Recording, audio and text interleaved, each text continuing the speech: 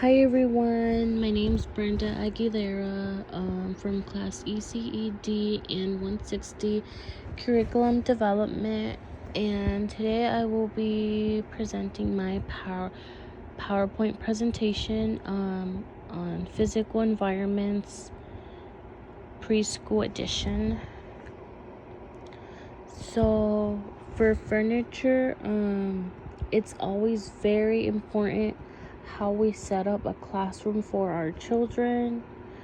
We have to think about how we will arrange everything, how we want the children to feel as they are walking into the classroom, especially those children that are shy or are sad. We want them to, as soon as they walk in the class, we want their mood to change.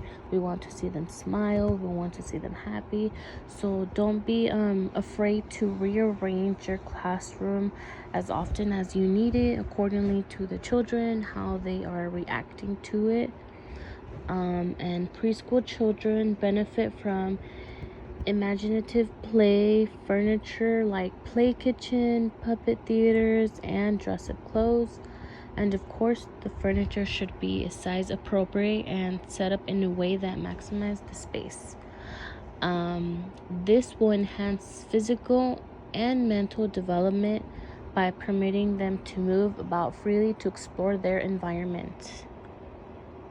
atmosphere. The researchers tell us that preschool age children learn best in environments where they can have secure relationships with caring and responsive adults, where they feel safe and where they feel free to explore and learn. A well-arranged environment can help you meet preschool age children's needs during play and routine. This lesson highlights the importance of the environment and provides an overview of what to consider when creating and maintaining developmentally appropriate preschool learning environments.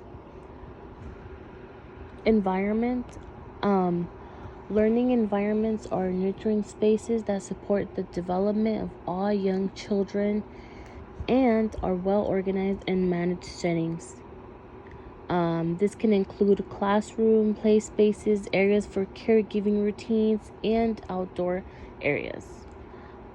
We want to make sure to create a positive learning environment for our children. So that means building up a positive relationship with the children, and not only the children, but as well as the parents since the first day of school. Let the children get to know you. Have a clear communication with them, speak their language, use humor, tech, and there is many other strategies to help us get on their level. Music. We can sing songs with children during group time or as part of classroom routines. We can play a variety of music styles using library or streaming resources. Move and dance to music with children. We can also add activities that include arm and leg movements, so not only will they be doing that activity, but while doing it they will be doing music and movement. Food. Teaching children about nutrition at a young age and furthering their knowledge as they grow and develop is one of the best way we can combat children obesity and help children increase their health and of course their well-being. Giving the children simple nutrition guidelines, for example, like telling them to make sure to eat breakfast because it's the most important meal of the day, reminding them to drink lots of water and to try out variety of colors at each meal. Also encouraging them to try new foods. For this, we can also try bringing in different fruits and vegetables for them so they can touch, smell, and taste. Also, keeping healthy snacks in our classroom. It can include like apple slices, grapes, carrots, celery, and raisins, and of course, always making sure nobody has any allergies to what we are bringing. So making sure the kids are allergy free from whatever we are bringing that day or have in our classroom. Environments that support preschooler developmental needs. It is very important to pay attention to the physical surroundings in early childhood programs. There are 7 dimensions that we can use to consider in physical environments. The first one is softness and hardness. Objects that are soft and malleable and responsive to touch create softness in environment and provide a variety of tactile sensory stimulation like finger paints, Play-Doh, clay, couches, pillows, rugs, grass, water, sand, dirt, and animals that can be held, as well as swings and laps. And for hardness, it can be tiled floors, wooden furniture, bike riding rings, and this gives a more unyielding environmental message, one that encourages children to shape themselves to the environment, which is inevitably tiring and stressful for both children and adults. Following with the second one, open and closed.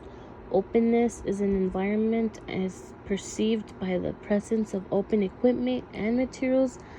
Those can be used in a variety of ways with no one correct way of using them and no arbitrary stopping points. It includes sand, blocks, collage, and other many art materials. Closed materials can be used in only one way to come out right, which is puzzles and various of Montessori materials that are closed. 3, simple and complex. As children interact with materials, it becomes obvious that some materials have greater holding power than others. 4, intrusion and seclusion. An environment introduces the dimensions of intrusion and seclusion as it defines boundaries and provides opportunities for privacy and control over personal territory. 5, high and low mobility. Mobility is a dimension of the environment that concerns the freedom children have to move around. So with high mobility, space and equipment are used to encourage gross motor active movement, such as running, climbing, and with low mobility, children are required to sit still for all activities such as story time, working, puzzles, and other fine motor experiences. 6, risk and safety. We know children need to be protected from obvious dangers and taught safe practices. The environment must not overlook important opportunities for risk-taking, such as experimenting with bodies, space, swinging and climbing, and jumping off. The last one, 7, large and small groups. Balance is needed in the social structure within the classroom of large versus small groups. Storage. Materials stored near the area for their use provide indirect guidance to children for appropriate behavior. So giving good storage to children gives them opportunities to feel the sense of control and competence. They learn about the relationships between things, develop more complex play and creations. They take responsibility, they respect materials and their own work, and feel the environment is their own.